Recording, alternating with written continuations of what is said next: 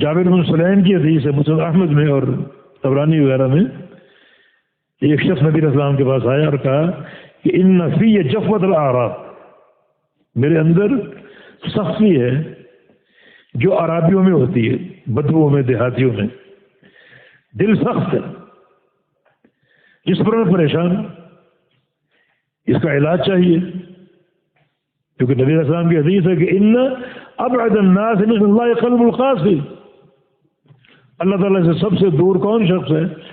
جس کا دل سخت ہوتا ہے۔ اور سخت دل کی علامت کیا ہے؟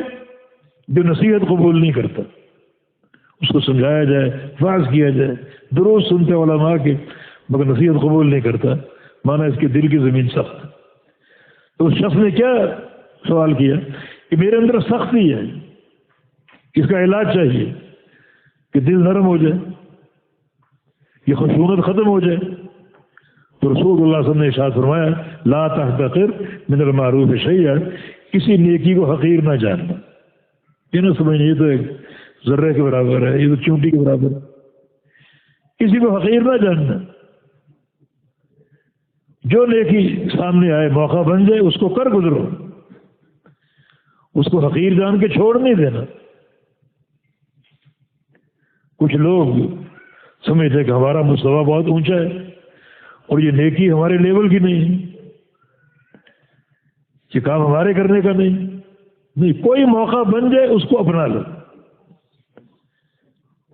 قیامت کے دن یعنی ایک ذرے کی بمقدار میزان میں فرق آ سکتا ہے۔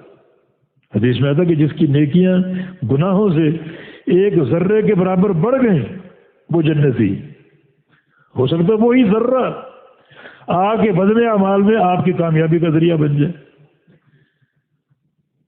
تو کسی نیکی کو حقیر نہ جاننا۔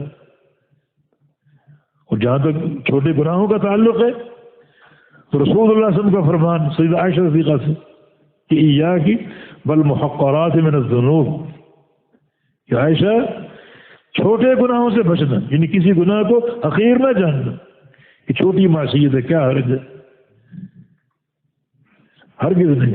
یہ چھوٹے گناہ بھی بعض اوقات وبال جان بن سکتے ہیں، کیونکہ نبی علیہ السلام کی حدیث ہے کہ جس کا میزان گناہوں کا پلڑا ایک ذرے کے برابر بڑھ گیا نیکیوں سے وہ جہنمی۔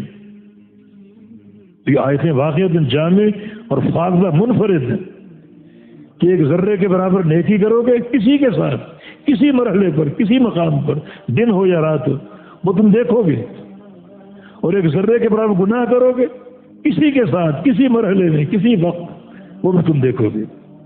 یہ آیتیں اگر ہمیشہ سامنے ہوں تو بندے کی زندگی استقامت پر قائم ہو سکتی ہے۔